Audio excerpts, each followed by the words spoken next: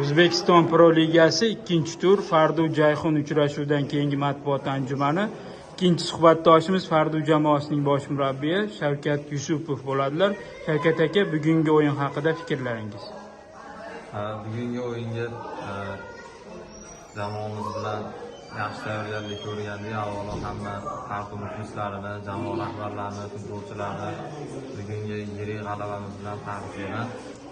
Bundan keyingi o'yinlarda ham Xudo xolasa g'alaba uchun harakat qilib, borimizni berib, kurashda davom etamiz. Chempionat endi boshlandi. Hali oldinda juda ko'p uchrashuvlar bizni kutib turibdi. Xudo xolasa barcha uchrashuvlarda yaxshi natija qayd etish uchun qo'limizdan kelgan barcha imkoniyatlarni ishga solib harakat qilamiz. Bugun dastlabki tarkibda, boshlang'ich tarkibda Boburbek Farhodovni sinab ko'rdingiz. Riza Ayvazov bilan raqobatda Boburbek Farhodov ustun kelgan deb hisoblasak bo'ladimi? Ularni pozitsiyalarini solishtiradigan bo'lsak, Boburbek Farhodovni markazroqda o'ynatdik. Jamoada Riza Ayvazov bizning nominal hujumchi. Ularni pozitsiyasida farqliroq. Xudo xolasa rotatsiya qilyapmiz. Oldimizda zich taqvim turibdi. Shundan kelib chiqib biz futbolchilarni rotatsiya qilib, optimal sostavda o'ynatishga harakat qilyapmiz. Hammaga imkoniyat berib, kayfiyatlarni hammasini yaxshi ushlashdi harakatidamiz. Keyingi o'yin 15-aprel kuni G'uzorning Sho'rtan klubiga qarshi bo'ladi. Qisqa fursat bor. Bugun demak 12-aprel, 15-aprel 3 kunlik farq bo'lyapti. Aynan shu qisqa muddatlik taqvim haqida fikringiz?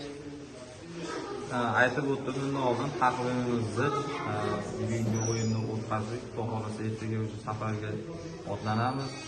14-da G'uzorga yetib borib, o'yin oldi mashg'ulotlarni o'tkazib, 15-da Sho'rtanga qarshi uchrashuvga chiqamiz. Bilamiz, Sho'rtan Pro Liganing eng tajribali jamoalaridan biri. Ularga qarshi maydonga chiqish Xudo xolasa biz uchun tajriba, yaxshi o'yin o'tkazish harakatida bo'lamiz.